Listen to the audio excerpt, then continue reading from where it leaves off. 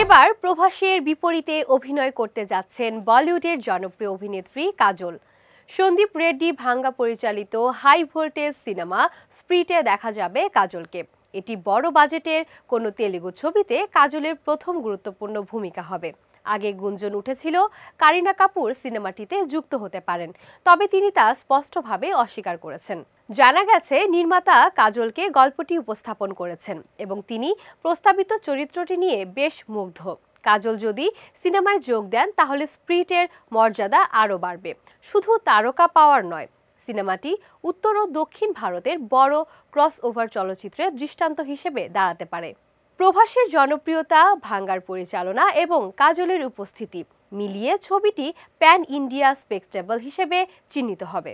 এরই মধ্যে অর্জুন রেড্ডি, কবির সিং এবং সাম্প্রতিক অ্যানিমেলের পরিচালক ভাঙ্গা স্প্রিটে বিশাল আকারের অ্যাকশন ড্রামা তৈরি করছেন।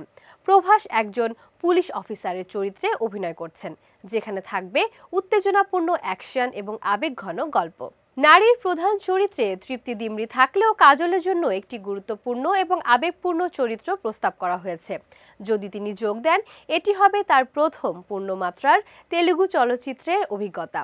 যদিও নির্মাতা পক্ষ থেকে আনুষ্ঠানিক ঘোষণা এখনো আসেনি, তাই কাজলের চূড়ান্ত অংশগ্রহণ নিশ্চিত হওয়ার অপেক্ষা চলছে।